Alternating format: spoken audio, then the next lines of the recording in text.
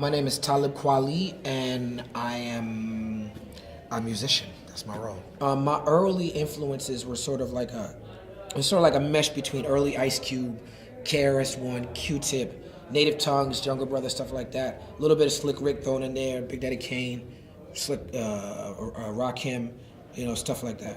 Most has a great quote on, Yasin Bey has a great quote on Black on Both Sides where he says, hip hop is not some giant, it's hip hop is gonna go where the people go. It's not, hip hop is is wherever the people go, wherever we go as a people is where hip hop is gonna go.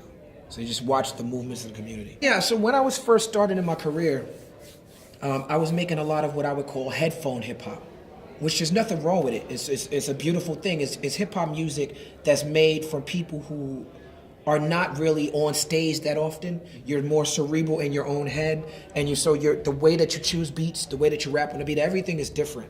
And so that's where you get the hip hop fan who listens to his music, who's just like in his headphones, like you're making music for that guy. It's not, so sometimes that type of headphone hip hop doesn't translate well live. Sometimes it does, sometimes it doesn't. And then when you start becoming a live stage performer, you start making songs for the stage. You start changing the way that you deliver it. Maybe the hooks are bigger, maybe the beats knock a little bit. Once you add in the live show dynamic, it becomes a different thing. 90s era hip hop is so beloved. Like if you go to a club right now, I don't care if you go to the most ratchet club or the most EDM club, you play a 90s set and that's gonna be the best reaction, 90s era hip hop. Because the producers in the 90s era, early 90s, found the perfect match of that sort of warm, fuzzy headphone hip hop and hip hop that really knocks. I would say like Pete Rock, They Reminisce Over You is probably the best example of that's one of the greatest hip hop songs ever because it finds that perfect balance. That's what Tribe Called Quest was doing. They were making huge monster pop hits that were like headphone hip hop. My current project is a project I have called Gravitas. I released it direct to fan, no middleman, on my website. The website is called www.qualiclub.com. I wanted to be able to communicate with my fans more directly than the current platforms to buy music. I wanted to be able to get their emails.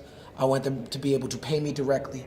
I wanted to be able to have that sort of lifeline for at least one project. And I have a bunch of other projects that you can buy anywhere.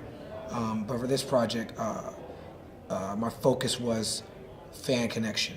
This direct-to-fan is not something that I had planned on getting to anytime soon, but Ryan Leslie, who's a wonderful musician and a smart guy, just gave me the idea of trying to do this. He noticed that I'm the type of artist that has a fan base that people who I work with don't always know how to find.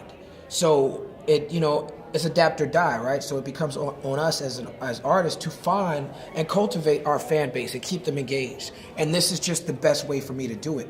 A lot of times the content in today's world, everyone is cramming and vying for content, and the content creators are getting the short end of the stick on it. But it's up to us to step up and make sure that we get the most out of the content that we're creating. And this is an experimental way for me to see how I can do that in the future.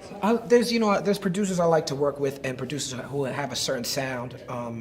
There's people who I trust, who have good ears, who bring me music, and I sort of employed all of that. The producers on this album there's Rich Kid and Lord Quest, who are from Canada.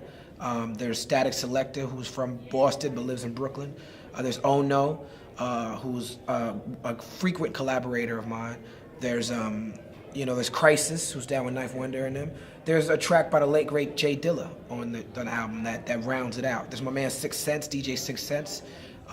So it's a lot of producers who have a sound that I feel like is relevant and enticing to today's music fan, but also is steeped in historical musical knowledge, and that's sort of the type of track I always find myself gravitating toward. The job of an artists have one job: to be honest with your craft. So art to me doesn't have to be socially active. Art to me doesn't have to have a message. Art doesn't have to have a point. With that being said, the best art often does have a point. The best art is often art with a message. If that's the art that stands the test of time. when I put message into my music and deal with subject matters that are weighty or that might have gravitas, it's because of who I am as a human being. I don't feel the need to do that as an artist. I feel the need to do that as a man, as a father, as a person in my community. I don't feel like that's my responsibility as an artist, and I think it's unfair to expect artists to carry that responsibility. Yeah, I mean, I would prefer to just put my music out and you buy it. You know, I would prefer to not have to email you or not have to give you my email. You know what I'm saying? But I like the challenge. To me, it feels like the Wild Wild West. In the Wild Wild West, the gold rush, it was like people searching for what money was going to be. People had no idea.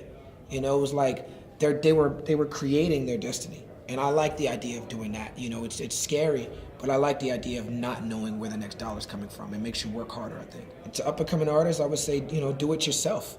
There's so much I can learn from up-and-coming artists, because the artists that people are excited about are not established artists with long careers or been on labels forever.